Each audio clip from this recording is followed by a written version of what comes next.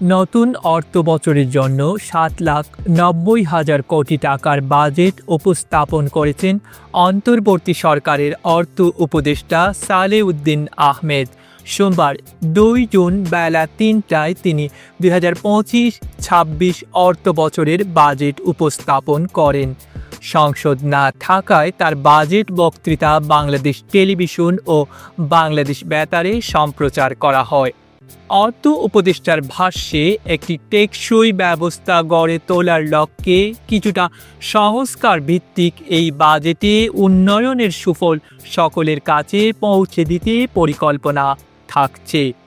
জুলাই অভ্যুত্থানে আওয়ামী লীগ সরকারের পতনের পর দেশের হাল ধরা অধ্যাপক মোহাম্মদ ইউনূসের নেতৃত্বাধীন অন্তর্বর্তী সরকারের এটি প্রথম বাজেট। দায়িত্ব নেওয়ার প্রায় 11 মাসের মাথায় অর্থ উপদেষ্টা হিসেবে প্রথমবার বাজেট দিতে গিয়ে সালেউদ্দিন আহমেদ চলতি অর্থ বছরের মূল বাজেটের চেয়ে ব্যয় কমিয়েছেন 7,000 কোটি টাকা। 2024-25 অর্থ বছরের প্রস্তাবিত বাজেটের আকার ছিল 7,97,000 কোটি টাকা, অর্থাৎ বাংলাদেশের ইতিহাসে এই প্রথমবার আগের বছরের তুলনায় ছোট বা কম আকারের বাজেট উপস্থাপন হলো এবার। প্রায় 1.5 যুগ আগে বাংলাদেশ ব্যাংকের গভর্নর থাকা সালেউদ্দিন আহমেদের এটি প্রথম বাজেট। বাস্তবতার সঙ্গে মিল রাখতে ঘাটতি কমিয়ে বাজেটের আকার ছোট রাখার কথা বলেছেন তিনি।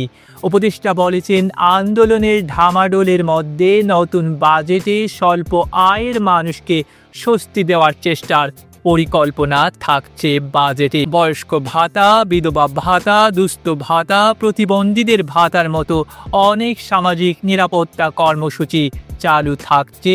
অল্প হলেও বাড়বে ভাতার পরিমাণ ও সুবিধাভোগের সংখ্যা। জুলাই আন্দোলনে সম্পৃক্ত ও ক্ষতিগ্রস্তদের পুনর্বাসনের জন্য বড় আকারে ব্যবস্থা থাকা দরকার মনে করছে সরকার। সংসদ না থাকায় আগামী 30 জুন রাষ্ট্রপতি বাজেট অধ্যাদেশে সই করবেন। 1 জুলাই কার্যকর হবে নতুন বাজেট।